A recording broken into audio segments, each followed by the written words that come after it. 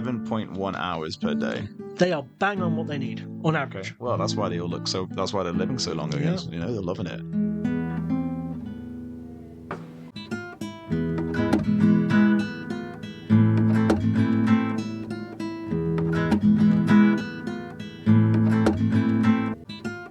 Hey up, how do, Ibagum, and welcome to Hispanophiles Podcast, travel in Spain with only half a brain, the only podcast you know that has its own official Chupa Chups flavour. On today's episode, we are looking at one of the most infamous and storied of all Spanish cultural traditions and exploring its heritage and modern context. This is the Siesta Special. What is it? Why is it? And why do the Spanish sleep so freaking much? But first and foremost, we need to say hello to our guest host of the episode, and we've got a new face in town. It is Barcelona's second sexiest native English speaker. It's Alex. How are you, sir? I'm very happy to be here, James. Buzzing to finally be on the podcast. I've heard all about it, so it's great to sit down and actually get a bit of a real chance to be here with you today, learning all about siestas. I'm very happy you've decided to invite me for one of the most sleepiest themes. Oh, there's not a single person I'd rather share a siesta with on the podcast team than yourself. I know how it works. But it's great to be here. Looking forward to learning a bit more. What a charmer. Like, for listeners, he is as charming in real life as he sounds right now on the microphone. I promise you that. Well, that's good to hear. Thanks for that. You know, I have heard this a lot before, primarily from my mum's friends. That's the only niche who thinks I'm charming. Them and you. So I'll take it. Are any of them single? Yeah, I think they are. It might be a little bit out of your age range. Oh. I don't know what your Tinder profile goes to. You'd be surprised. That's true. Moving swiftly on, you've got a bone to pick with me, do you not? I do. I remember listening to one of your delightful podcast episodes before, and you mentioned, I think it was a story about how 2 truths and 1 false, or something like that. And I remember you saying that about a friend who offered you a job. That friend happens to be me. Indeed, yes. I didn't get a mention of a name, though, did I? Sorry. Just some random guy. That was way back in episode 1, that. Wow. When was that? We first recorded it, it would have been, I think, June 2023, but we launched the podcast last year. So we published that episode March 2024, I think. Oh, I'm impressed. And we've come all that way. You have. Indeed. I mean, you should see the setup. I think it's fantastic. You should see the investment this guy's put into it, the quality, the mechanics, everything. I'm looking around at a state-of-the-art podcast center. I said you were charming. Now you're taking the piss. Let's not go too far. So. Indeed, to summarise, we met. Alex and I applied for the job to get away from the horrible sales job I was doing when I first moved to Barcelona. I sent an application to Alex is a business owner. He interviewed me. It turns out we didn't realise we both studied together at university and by chance live in the same city. So what a crazy coincidence that was. I mean, it was very much of a... So James came along for the interview. I saw his CV. I was like, wow, this guy's actually pretty good. When we met face to face, I actually thought, a bit overrated. But no, in all seriousness, a great interview. And then when I found out that he went to the same university as me, I was like, wow, this guy's obviously... This guy can drink. He can... Well, yeah, I was a bit more concerned at that. That's true. But no, it's... yeah. And then, I mean, I got rejected by James, of all the people. That puts you at the bottom of the totem pole right there. Would it be worse if Silvano rejected you? Good question. He dresses better than me. That's true. He's taller than me. Yeah, he gets some points there, I think. Yeah. But hey, we're working together now. You know, we're influencers together on the same team. We are influencers. What do you think you've influenced most with this podcast so far? You, because I managed to convince you to come to my flat. Twice now. So. Yeah, yeah. It takes a lot for me to come over here, so very happy to be here though. Very happy to have you here. So shall we jump into our first segment of the day? Spanish vocabulary. What have you learnt recently, Alex, that you can thrill us with today? So I've been living in Barcelona for a long time, and my vocab is pretty terrible when it comes to Spanish. But I learned the other day the word trampa. Trampa? Trampa. Trampa. Okay. Trampa. I can't pronounce it very well because... Can you spell it? Oh, I guess just with a tramp with an A. That's literally what I've had to guess. Trampa. Yeah, so tramp with an A. Okay. Yeah. And what does it mean? It means trap. Trap? I hope it does, or else I'd look like a right now. Hacer trampas is cheating. Is it? Un chico muy tramposo is... I got told it was a trap by my Spanish teacher last week. She's getting fired if it turns out it might mean tramp as well. Trap as well. Trap. I thought tramper... Yeah, cheating. Oh. Trick. And a cheat, yeah. Oh, okay. All right. So I thought it was a trap. Or trick. Maybe the trick part is what she meant. Yeah, it was a trick, a trap to catch him. Una trampa. Yeah. Okay, sort of thing you'd put down to catch Homer Simpson. Yeah, exactly. So there we go. That was my vocab of the week that apparently I didn't even fully understand myself. No, you did. It was me. I thought una trampa was just like hacer trampas is to cheat or something, as in like card games or okay. that sort of thing. So yeah, and tramposo is the adjective. A person who deceives, who is deceitful, who lies to you, who cheats at card games is una persona tramposa. Hey, fantastic segment. Thank you very much, Alex. Thank you. You're welcome. Moving on to segment number 2, it is Spanish news. What do you have for us today?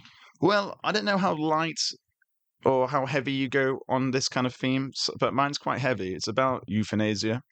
So I don't know if you've read recently, but in the there's a big discussion because a 23-year-old lady wants to euthanize herself, if that's the phrase. Again, I'm not too sure, but her father is trying to, which she got permission for from the courts, but her father is trying to stop it from happening with the help, and he's being sponsored or economically supported by Christian Rights Lawyers Association or something like that. So again, it's kind of an interesting case in the fact that this, lady wants to pass away because she's in pain mentally or physically, but her father is demanding that she doesn't and using this Christian rights group to stop that from happening. So, yeah, a bit of a heavy subject. I wasn't too sure how light you wanted that's a great thing we can discuss. So, did you say 23? Yeah, she's 23. Goodness me. Yeah, no, it's super young. But the thing is, she tried to kill herself a couple of years ago by jumping off a building because of her physical or mental state. And again, I don't want to be quoted as somebody who knows exactly what the story is about, but I read the general the story headlines,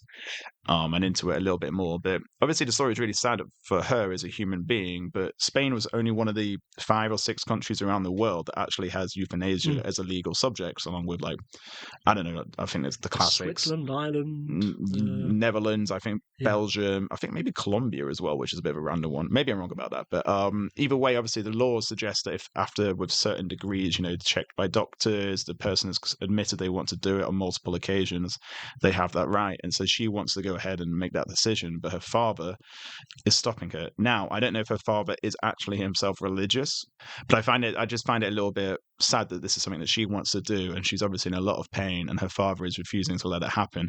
And again, I know there's 2 sides. I read in the story that he in the newspaper saying that he actually thinks that she's kind of flip-flopping between changing her mind or not, but ultimately the decision should be hers, and he's being supported by quite an economically strong Christian lawyers association. So it's a bit of a tough one. I don't know. What do you think about it? People in desperate situations will pursue desperate measures, I think. And that applies to both of them in this instance. You could say, yes, she's in a lot of pain, and maybe her mind isn't in the right place. So you can totally understand a father's desire to prevent his daughter doing the worst thing she can possibly do, I would say. I have sympathy with his case, therefore. I completely get that. Yeah. However, she isn't a parent, she isn't a mother or anything, so of course nobody has a greater say on her life than she does. I get that. But you can totally understand where he's coming from. And maybe the decision to try and get an interest group, a lobby group who, again, make an assumption, I would assume they're taking advantage of the plight of a tortured young woman to further their own cause, which I think that isn't compassion as far as I'm concerned. I totally get what he's doing. I get it. Yeah, I can't imagine what it's like to be a father. To try and find a way to prevent her taking what is the most brutal act one could employ upon oneself. Absolutely. So no, I understand. I mean, I'm not even a father, but I can only imagine what it's like for him to be in his position. But ultimately, it's that individual's choice. And if she wants to go ahead and make that choice, I pray to God I'm never in that situation. But if I am, and I'm in such a desperate situation that I want to take my own life in a humane way, then dear God, I don't want anyone stopping me from doing that. And I understand, maybe in my case, my mum might not want that to happen, but it'd still be my choice if I'm living day to day in pain, Fundamentally, the basis for a modern secular Western state is the sovereignty of the individual. You have the right, as long as you're abiding by the regular laws and customs of the particular state you live in, it would be wrong for people to act on her behalf and do this.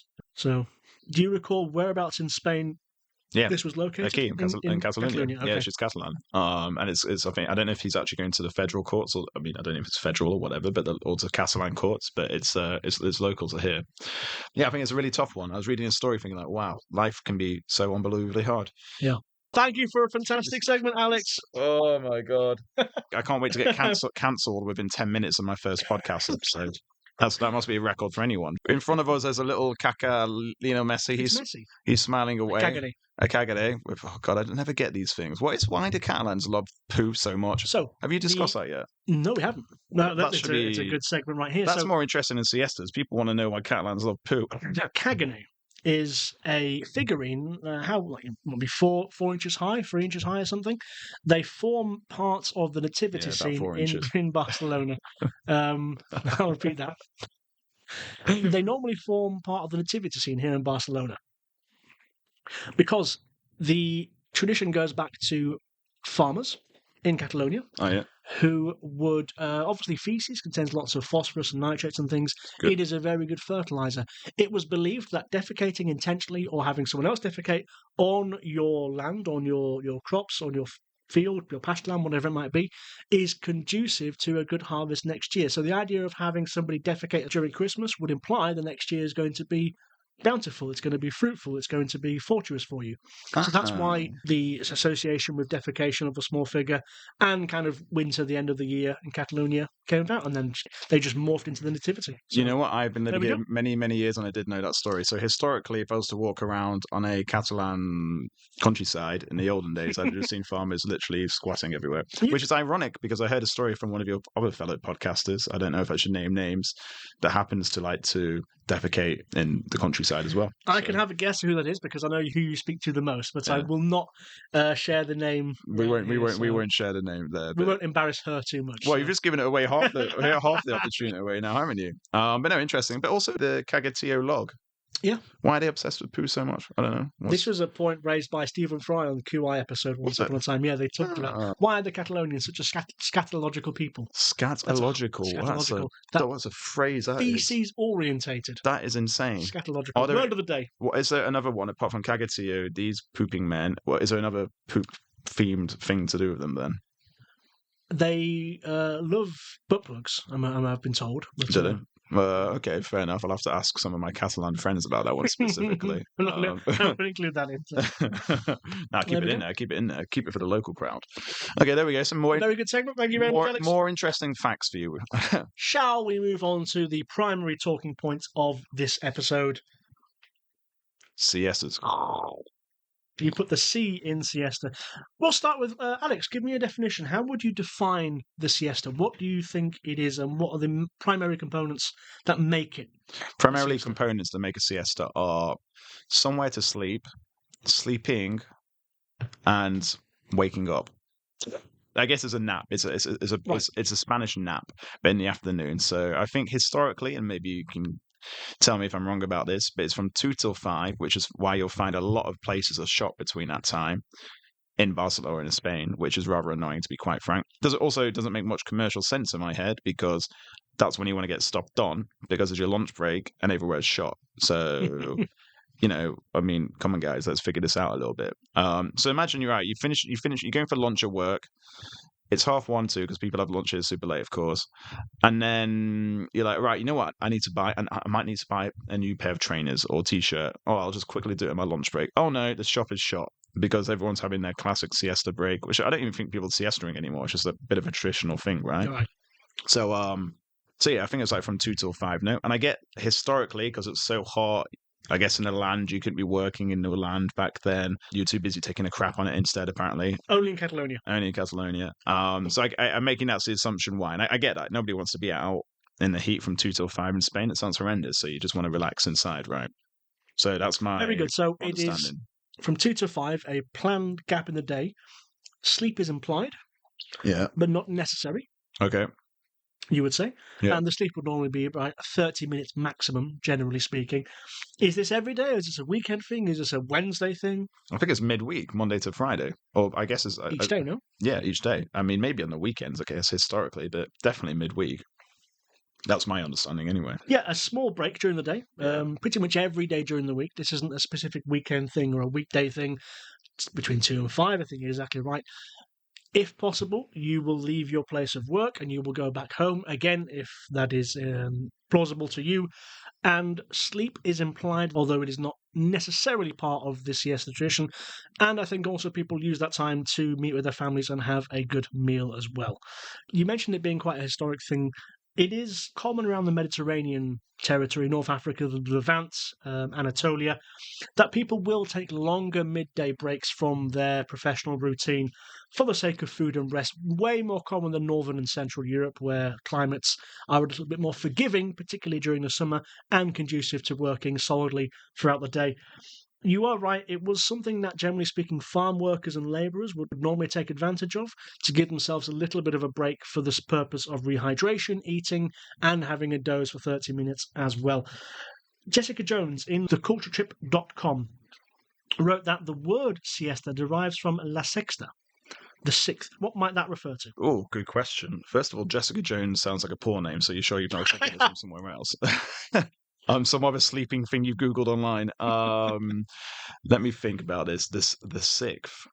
Ooh, the sixth working hour? No, Yep, birth. that's exactly it. Yep. Oh, okay, there you Well, go. the 6th hour after sunrise. So generally speaking, if we picture sunrise at 7, that gets you to 1 p.m. At that point, the sun is at its zenith. It's at its highest in the sky.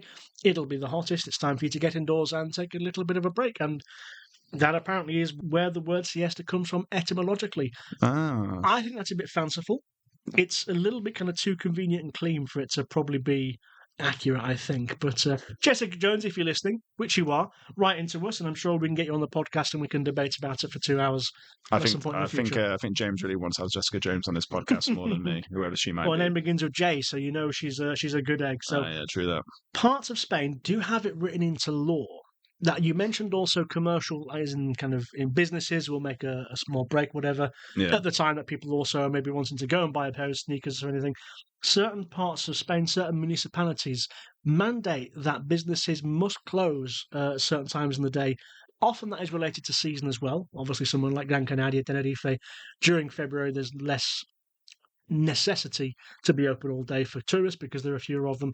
But in places like Almeria, Murcia, Alicante, these places, Elche, it is not uncommon to find the mandates delivered by a council to the businesses inside their jurisdiction to enforce closure for a time period during the day. Depends on the services, on the products, on the industry. You know, I'm guessing they don't mandate police stations, for example, take a siesta. That's probably a little bit foolish, but it is the case. And also, these municipalities will also apparently mandate certain reduction in noise volume. So the idea being you have certain parts of the town, in the city, in the municipality, less noise. That is conducive to be able to take a small nap during your day as well. I didn't see anything when I was doing this research about also you can't drive around these areas in that certain town, which of course, noisy 2-stroke bike flying by your window is going to be what wakes you up. So that seems a bit fanciful to me. That's what I read, but I was going to say it's definitely not here in Barcelona. No, it is not here in Barcelona. Which has got actually side facts. I got sent an article about how in Barcelona noise kills about 100 people every year or something. Noise? Yeah, because it's such a noisy city that the stress rate, if you take a look at people's heart monitors, incremental stress causes early death rates. 100 per year? Something like that, yeah. It's a crazy number. Enough to be like, this seems really high. It's on BBC News, so people can take a look at it if they want. Yeah, I mean, Barcelona is a very noisy city, unfortunately. But yeah, of course, like increases your stress rate, which obviously increases your heart health issue, which unfortunately contributes to potentially death or something like that. But anyways, that's a bit of a side fact. All the more reason to take siesta. Yeah, well, yeah, true. Or to ban stupid lorries and cars and stuff like that. Yeah. Former national trading laws did used to limit opening hours of shops, convenience shops, supermarkets, clothing shops, whatever it might be, to 72 hours per week, with only 8 Sundays you could open for per year. With people not being so active between, let's say, 2 and 5, that also kind of fed into that tradition. So with a limited amount of time you can have your shop open for, I believe those laws have now been repealed in the post-Franco era. It was just normal for a shop to think, I'm not going to get as much business at 3 p.m.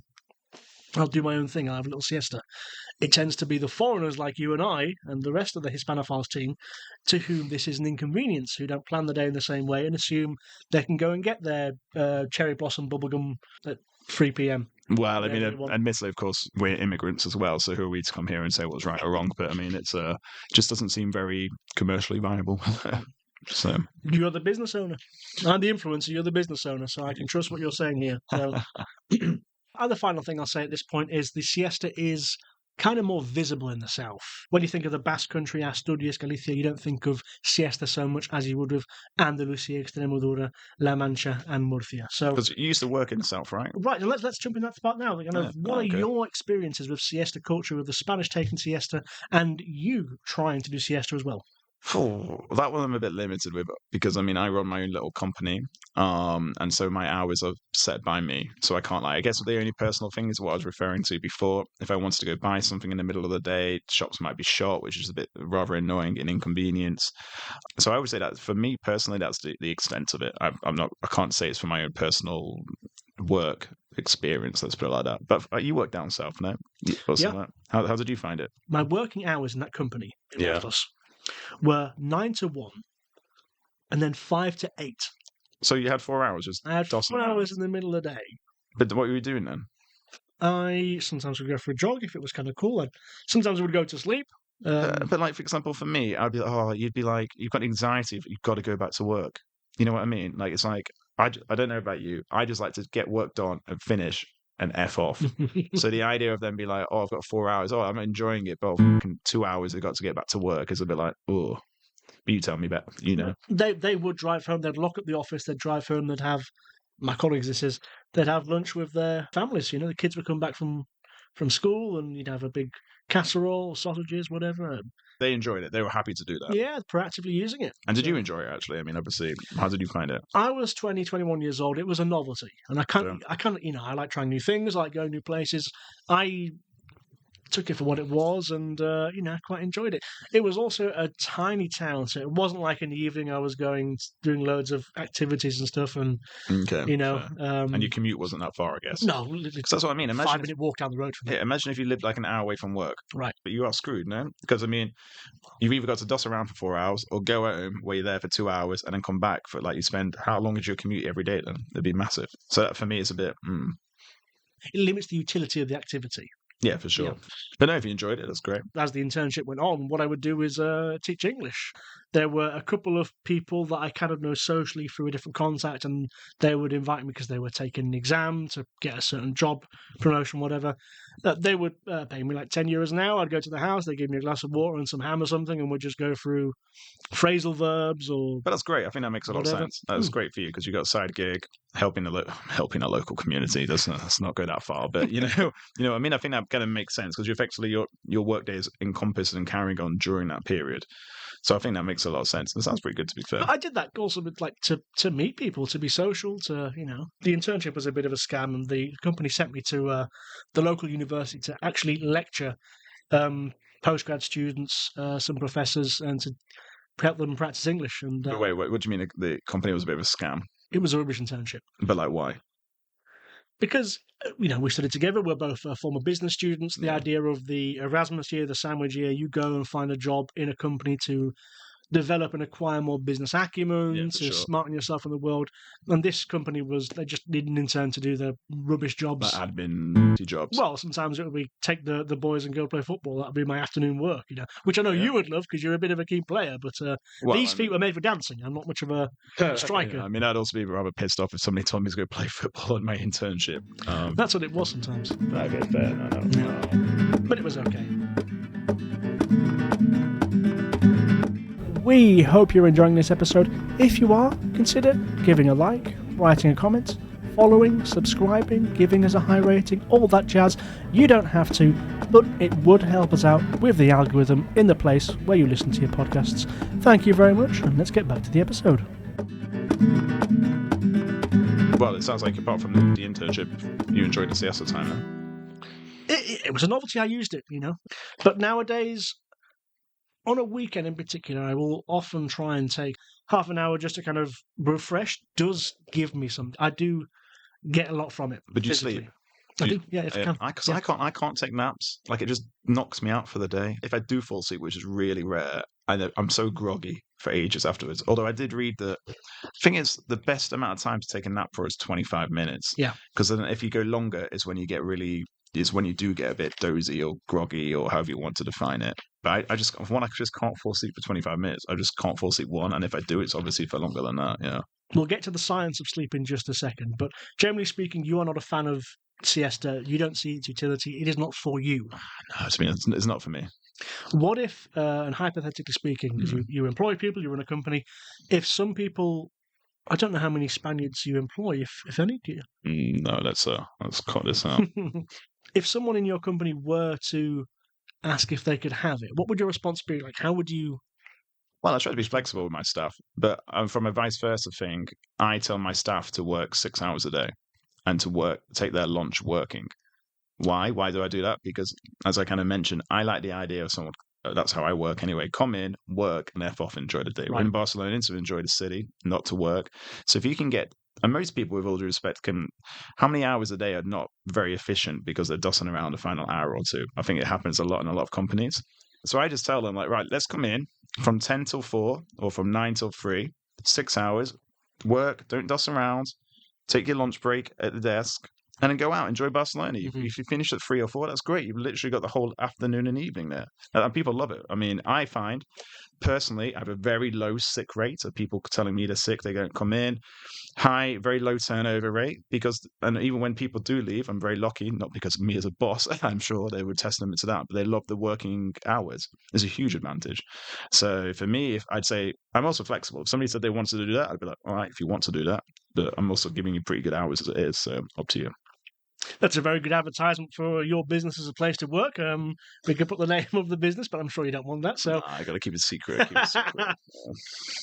Very good. Well, the thing is, you've hit the nail on the head. It is a dying tradition among the Spaniards.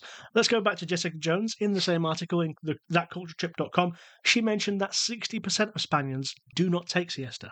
60%. 60% ever. Yeah. So, dying tradition. And there are kind of three categories that group the main drivers behind its disappearance.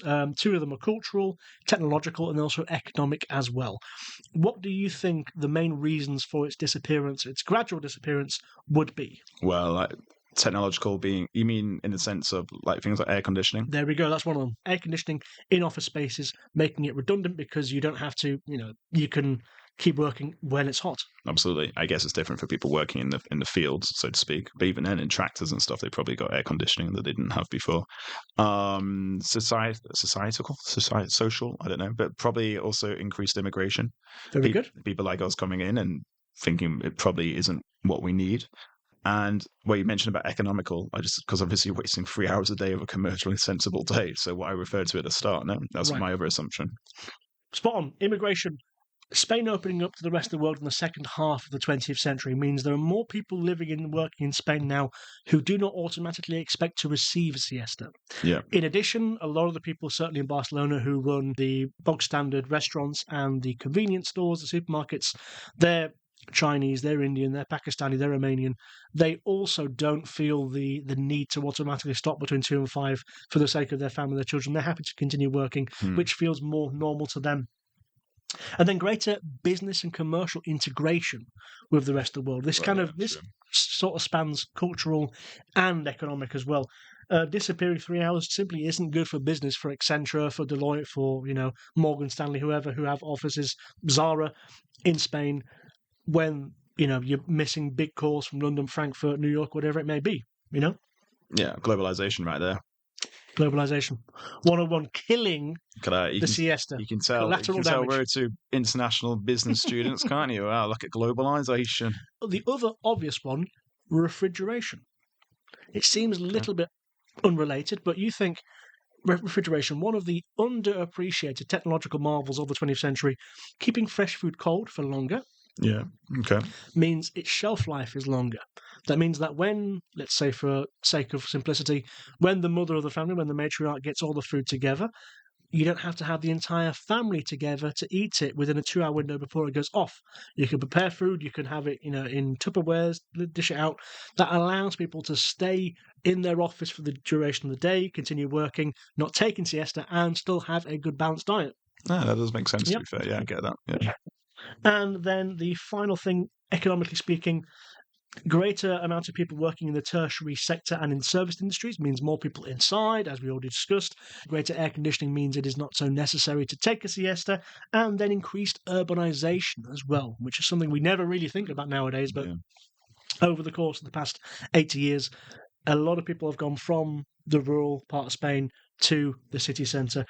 The exception, and you've touched on this, construction workers, agricultural labourers, people picking strawberries in May in Huelva province, and manual labourers as well, people working in construction sites, or just, working on a pylon or something as simple as that. If you're at the top of a pylon next to loads of metal in Sevilla in August, in 2 in the afternoon, it's going to be damn hot. So I guess I make the assumption they still do it as a fact. I mean, quite, because the ironic thing is, and maybe I'm wrong about this, but now I feel the kind of people who are doing those jobs are immigrants from, how would you define, maybe third developing countries. Mm-hmm. I feel like most of those people doing those jobs now in Spain are from people from developing countries. I wonder if they're normalized for siestas, or actually the bosses are like, no, you just carry on. Do you see what I mean? That would depend entirely on the nature of their contract. If they're here legally and they have the sort of the normal working rights, then yes, I believe in many, certainly construction workers, people building things, they will be given. But they start early as well anyway. You see these guys up at 5 a.m. and then come 2 p.m. they're in the little bar and a brandy and a sherry or a beer or something. They're having a beer at 9 a.m. I don't know about you. I see construction workers having a beer at 9 a.m. but they go to their coffee or little cafes and have a little canya. I'm like, this is mad. I've seen that lots of times here before. But they have the longest life expectancy in all of Europe, so something's working, So wait, who? Spaniards in general, or that specific niche? Spanish. Oh yeah, in Europe, yeah. Oh yeah. It's now that's why we moved 84 for women, I think, and 81 for men. Is that right? We'll need to look it up because it's an important thing I want to discuss at some point. But I've got 52 years left. Great. Let's jump into that point. So the science of sleep. Why is it important to take your sleep seriously, and why might the siesta make a resurgence, a comeback? The sleepfoundation.org indicated that the normal sleep cycle, you said 25 minutes for a good sleep, the normal sleep cycle is 90. 90 minutes is from start to finish. That is what a sleep is. And therefore, most people over the course of one evening will do 4 to 6 cycles. On average, we spend 2 hours per night dreaming, and 20-25% of your full sleep period is REM, rapid eye movement. When the metabolism drops by 15%, the body slows down, it cools down, blood pressure drops, and that is when all the crazy things go on inside your head. About 7 hours a day, apparently, according to Sleep Foundation, is your recommended amount. Okay. Can you guess how much the Spanish get on average? Oh, actually, I feel like it might be less. I think maybe we're stereotyping them. Is it less than that, or is it more? I feel like it might be less. 7.1 hours per day. They are bang on what they need on average. Okay. Well, that's why they all look so. That's why they're living so long. I guess they're loving it. But coming back to the point you said about before, 2 hours of dreaming every night. Because don't most dreams also last like 5 seconds or something in your head? Someone told me once that like dreaming is, you might think it's going on for hours, but it's actually incredibly fast or something like that. I've heard this. That might be. I'm not an expert. Yeah. This is what I've read. Where's Jessica Jones? Yeah. Where's she? Let's get her on speed dial. Let's bring her out. I have heard that, but then the research that I did. But do you ever indicated it was longer? Do you, for example, with you? I tell you what, when you get a good night's sleep, you feel it, right? Like what the difference in the morning, like a proper deep sleep. And I sleep pretty badly because I've so many I've a weird amount of nightmares as a percentage. So when I get a good proper night's sleep, like a deep one, I wake up and I'm like, wow, I feel so good. Like that was such a good sleep. It's like generally such an amazing feeling when you get a good deep sleep. So I can't, and it's pretty rare for me to get that feeling actually. And I don't know if it's just the stress of being an adult. How often do you like wake up and you think, oh, that was a good sleep? The lifestyle I live now, I sleep way better. Yeah. Part of that is because compared to 3-4 years ago, I take my diet more seriously. Yeah. I drink a lot less of things I shouldn't drink. Good. And I do listen to my body more. And I guess I exercise on a more regular basis, and I exercise before bed, and that kind of gets me ready and all the rest of it. And I think I also spend less time looking at screens before I go to bed. Yeah, that's really important. So my sleep for sure has improved. Do I get 7 hours per day? I probably get less than that, I think. Yeah. What time do you wake up normally? What's your body clock wake up time? When it's light, that's the thing. I really do seem to be affected by it. During the winter, if my alarm goes off and it's still dark outside, I really struggle. Sure, I don't know why, but I just... But like for me now, I like to actually keep my window a little bit open with the blinds, because I feel so much better when I wake up with the light as opposed to my alarm going and waking me up and being like, "Oh, what's going on?" You know, like when I have the natural light coming through, I feel so much better, much better. So yeah, I get it. I do get it. Apparently, according to Sleep Foundation, a third of US citizens don't get enough sleep on a regular basis, which leads me to the final point I want to discuss, which is the economic and social cost of a lack of sleep. A few more facts to run by, Alex, if I can. The Sleep Foundation indicated that the economic cost of sleep loss in the US to the US economy is $411 billion per year. That's insane. That's an insane amount of money. But I mean, that also shows you how hard they're working people and how it's just not good. It's almost, I wouldn't say torture, but it's just not healthy. I know some people who work in their corporate jobs from like 7 till 7. I think, oh my God, your brain must be, like generally like that's your life. If they're brain on their marriage, certainly. Well, yeah, exactly. But yeah, there you go. Apparently 100,000 car crashes globally are a consequence of drowsiness and lack of sleep, with 6,000 road fatalities in the US each year as a consequence of this same thing. 6,000 each year. 6,000 road fatalities in the year. That's crazy. Each year in the USA. That's actually crazy. What crazy stat that is. That's a really crazy sad stat. Okay. 10 to 50% of US citizens suffer from chronic insomnia, with Sunday apparently being the day in which people get the worst sleep. Yeah, I've seen this firsthand, the anxiety of having to go to the office. And exactly that. That is the exact theory given. But the US people, in the poll conducted by Sleep Foundation, 56% of adults in this poll in the USA said they had taken some kind of medication within the last month to aid their sleep. 1 in 2 Americans in the past month have taken something to sleep better. That's a bit scary, That's right? That's wild, isn't it? Do you take anything to sleep? Never. I, as much as possible, avoid any kind of medication as a rule. I'd really try to avoid it. Well, what about cocaine? You love that, right? That's not going in the episode. That's not medication, that's recreation. No, I mean, And that doesn't help you sleep either. That's quite the opposite effect. No, I mean, I very rarely take anything. Only maybe like twice a year to try to sleep. I don't know. I know some people who take it a lot and really need it to sleep. It's just a negative self-fulfilling cycle, isn't it? Another thing, and I mean, it's a debate or a question. I find it so much easier to sleep when I'm in a bed by myself. I mean, of course, I live with my partner. I love her very much. Shout out to Big V out there. But dear God, I do, there are nights when I'm like, when she's away or I'm traveling, I'm like, the whole bed for me. Like, I can sleep so much better. It's unbelievable. Like, it's so much better. Would have been half a year ago, I heard the podcast discuss this. Apparently, women sleep better when they have a man by their side. Men sleep worse when they have a woman by their side.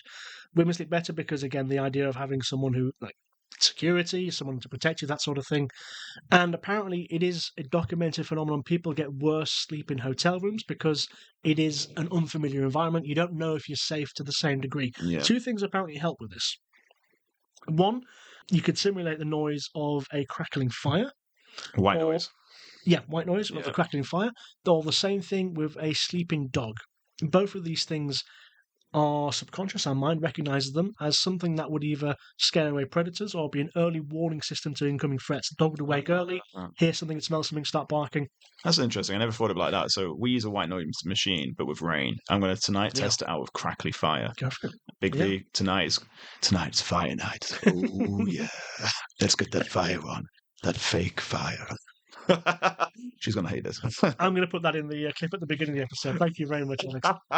One of the other consequences of poor sleep: heart disease, poor immunity, high blood pressure, kidney disease, depression, diabetes, obesity. So everything. Pretty much everything. Yeah. Poor sleep will cost you your life quite literally in different ways. So this is kind of the last talking point I want to pose to you, and I think I know what your answer will be because I've been listening to you over the course of this episode. with countries like Korea and Japan, some businesses, some schools, some academic institutions kind of having something we could recognize as siesta built into their working day is the solution for the modern economy, for advanced, trailblazing companies like Meta, Google, whoever it may be, to try and find a way to incorporate the siesta back into the corporate life in the way in which people conduct their professional lives.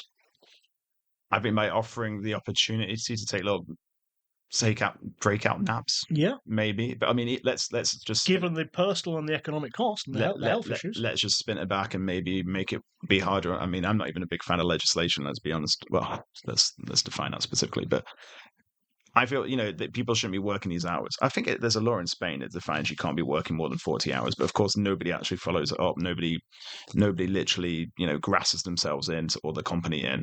So if everyone made it far more super strict, this is how you're meant to be doing it, only this amount of time, the world would be so much better. I know, competition might be a bit hot. Like companies would say we're not competitive or whatever. But if you're telling me, let's say the US, 6,000 people die on the roads every year from sleepiness. Why is that? Because they're probably working too hard, working too many hours. 6,000 families are destroyed each year because of this. I mean, and that's, as you said, the weight of the numbers about people dying because of it as well. So that's crazy. That's literally a crazy statistic. So anyway, yeah, for me, I live in a little dream world, and I know it will never happen or it will never be possible.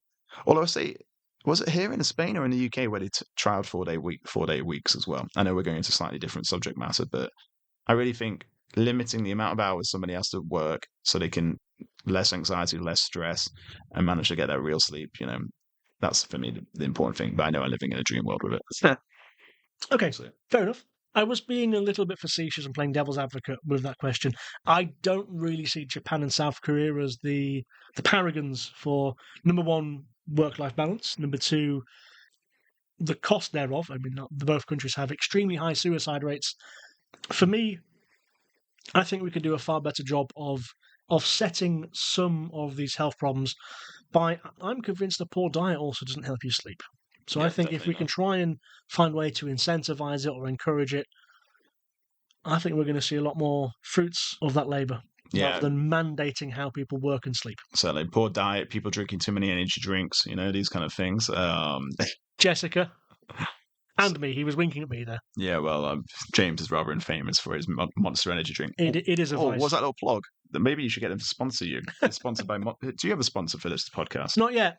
Oh, yeah. Okay. You need to get one, man. We should get. We'll get there. Yeah, we'll get. I'm sure you will. I want a sherry bodega, a sherry company to sponsor me. Yeah. Yeah. I'm sure you do. So I love how we've just gone from like being healthy to you want to be sponsored by. Top 3 ideal sponsors. Yes, You're all hypocrites on this show, okay? We choose. We want everyone to be healthy now, but let's just drink and do what healthy we want. but drunk. That's what we want. Exactly. Yeah. I literally forgot what we were talking about. Sorry, I got distracted. You must be tired. Exactly. Time for a nap. There we go. Good way to end it, no? And that's it. We've come to the end of the episode. I think, and this is where I'm just going to throw this in, you should give your listeners at the end of each episode, because I've heard you do this podcast before. You should ask a guest to recommend something about Barcelona or Spain. All right. We've got so many, right. I like that. You've got people I've lived here 11 years, other people long years. Maybe people listen to it and they want to know about a recommendation about living in Spain, or specifically, like, let's say I live in Barcelona, maybe a good bar or thing to do or event. Maybe that's what you listen to. So it can be a place to go to do an activity. It can be this town's really cool to visit. It can be something to check out this new event single by Rosalia or whatever. Yeah, something like that. Why not get it? Something like that. This is my little input. Do you want to kick us off? Yeah, for sure. Well, as an event recently, and I think it's going on for a while, there's an amazing virtual reality adult entertainment event from Erica Lost called The Pleasure House, and it was so cool, and I really recommend everyone to go to it. And as you know, adult entertainment. Yeah, so as in like porn. So we shouldn't have below 18s go to it. No. Okay. You know how porn historically has always been the one that pushed technology. There was the VHS versus Betamax, and whoever won that, porn made VHS win. Always pushing technology. I've never done a virtual reality thing, and it was amazing. And this is porn made for women, by the way, so it's not really like, that's more why I say adult entertainment. It's not so hardcore, so to speak. I know what you're getting at, yeah. But it's super, no, I don't. I have no idea what you're talking about. But honestly, I really recommend it. It was the most amazing virtual reality experience I've ever had, and it's not really, let's say, erotic. It's more just go for and you can choose what levels of things you see. So if you don't like genitalia, each to their own. You can choose not to see them. Very good. All right. There we go. Siestas to porn to all sorts of topics on this podcast. What would I recommend? Let's go music. Yeah. I'm a big fan of Diego Carrasco, one of the top Gs of the flamenco scene right now. Does a lot of experimentation. He flirts with jazz. He flirts with kind of big brass sounds delivered in a flamenco format as well. And I love the song Sevillanas a la Guita. I will send you a link. Absolutely. Porque la guita, la pena chiquita se deja querer, te pone muy bien, te hace soñar. It's part of the. That's so cool. I love that. You see, like, there we go. I'm gonna listen to that when I'm walking home. Send me the link afterwards, and I think that people might want to hear these recommendations from you and your guests. I think that's a really good one. We'll do it. Great, your accent then was really nice. It was really wow, what a great accent you've got in You Spanish. can take the boy out on the Lucia, but you can't take Andalusia out on the boy. Thank you for your time, Alex. You're very welcome. Thank you, James. I loved it. Great experience, and I hope I can come back. Spoiler alert. I will. You certainly can. And thank you as well for listening, guys, to Hispanophiles Podcast, Travel in Spain with Only Half a Brain. Have a good night. Bona nit.